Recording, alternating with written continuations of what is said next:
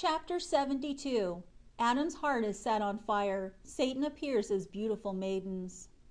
Then Satan and 10 from his hosts transformed themselves into maidens, unlike any others in the whole world for grace. They came up out of the river in presence of Adam and Eve, and they said among themselves, "Come, we will look at the faces of Adam and Eve, who are of the men on earth. How beautiful they are, and how different is their look from our own faces." Then they came to Adam and Eve, and greeted them, and stood wondering at them.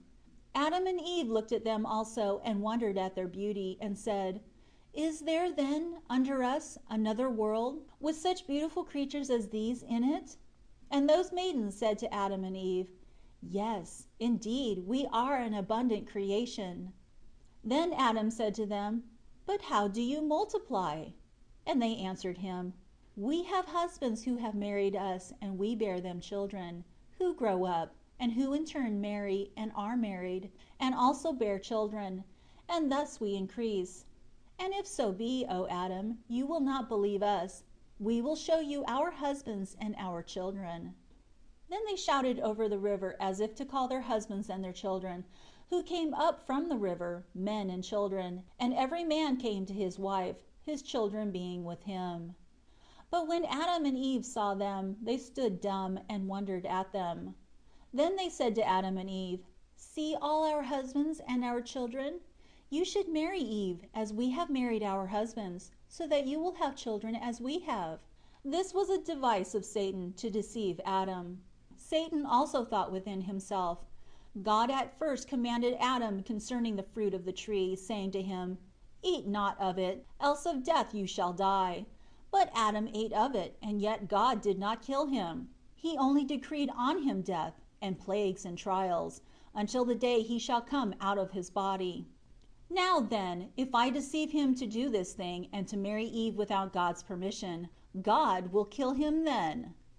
Therefore Satan worked this apparition before Adam and Eve, because he sought to kill him, and to make him disappear from off the face of the earth. Meanwhile the fire of sin came over Adam, and he thought of committing sin. But he restrained himself, fearing that if he followed this advice of Satan, God would put him to death.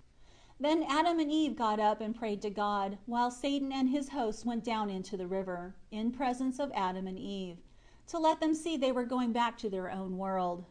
Then Adam and Eve went back to the cave of treasures, as they usually did, about evening time. And they both got up and prayed to God that night. Adam remained standing in prayer, yet not knowing how to pray, by reason of the thoughts in his heart regarding his marrying Eve, and he continued so until morning. And when light came up, Adam said to Eve, "Get up, let us go below the mountain, where they brought us gold, and let us ask the Lord concerning this matter." Then Eve said, "What is that matter, O Adam?"